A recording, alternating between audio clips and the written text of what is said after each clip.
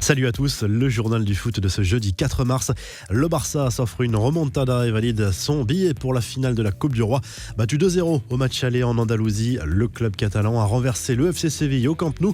Une victoire 3-0 après prolongation grâce à Dembélé, Piqué et Braithwaite. Le Barça n'a pas manqué l'occasion d'envoyer un message aux Andalous, auteur d'un message chambreur après la victoire du PSG au Camp Nou en Ligue des Champions, avec la fameuse image de Gérard Piqué complètement largué par la vitesse de Kylian Mbappé.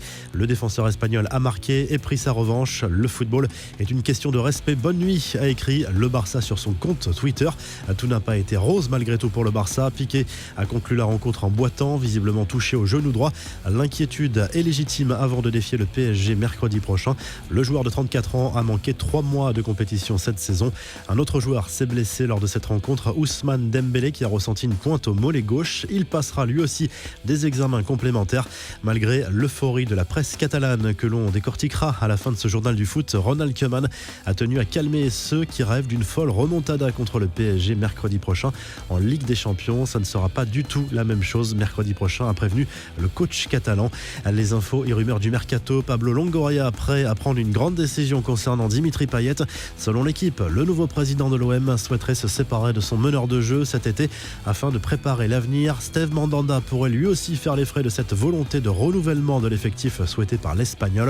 Rebondissement pour l'avenir de Zinedine Zidane au Real Madrid, alors que plusieurs médias prédisaient un départ du technicien français en fin de saison. D'un commun accord avec sa direction, le président madrilène aurait changé d'avis.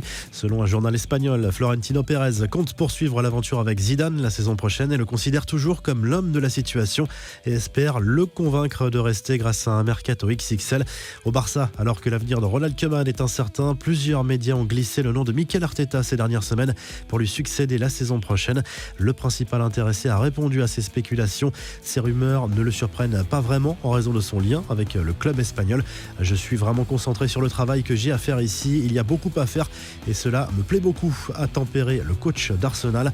Le PSG pourrait rafler la mise avec David Alaba, convoité par plusieurs cadors européens dont le Real Madrid. D'après Sport Bild, le club parisien serait pour l'instant la seule équipe à accepter ses demandes financières. Le joueur du Bayern arrivera en fin de contrat, on le rappelle, à la fin de la saison. La Juve, elle, a bouclé l'arrivée définitive de Weston McKennie, arrivé en prêt de Schalke 04 à l'été dernier. Le jeune américain de 22 ans est transféré officiellement pour un montant de 18 millions d'euros. Les infos en bref, Mauricio Pochettino donne à nouveau des nouvelles de Neymar à moins d'une semaine du match contre le Barça en C1. L'optimisme est de rigueur, la récupération est favorable. Nous sommes contents de l'évolution de tous les joueurs blessés, a souligné l'Argentin. Dernier test avant Barcelone, le déplacement à Brest samedi en Coupe de France pourrait voir le retour d'autres cadres comme André Di Maria et Marco Verratti.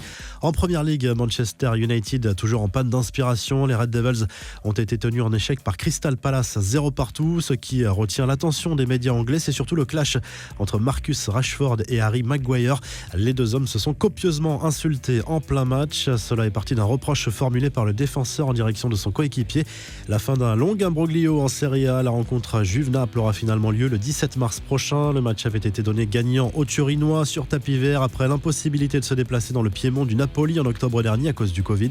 Décision ensuite annulée. Cette rencontre sera forcément capitale pour les Turinois dans la course au titre.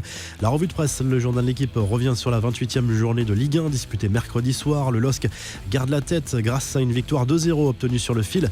Grâce à un doublé de Jonathan David, les Lillois gardent 2 points d'avance sur le PSG, vainqueur 1-0 à Bordeaux avec une équipe très remaniée, et 3 points d'avance sur Lyon qui s'est imposé 1-0 contre Rennes.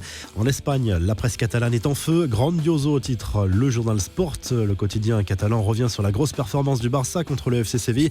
Le club Blaugrana fait le plein de confiance à moins d'une semaine du 8e de finale retour de C1 contre le Paris Saint-Germain. Même son de cloche pour le Mundo Deportivo qui met en avant la performance collective, mais aussi le but sublime de Dembélé sur l'ouverture du score et cette tête rageuse de Piqué dans le temps additionnel pour arracher la prolongation. As met plutôt l'accent sur la polémique, sur l'arbitrage de cette rencontre. Les Sévillans qui ont terminé le match à 9 contre 11 s'estiment lésés.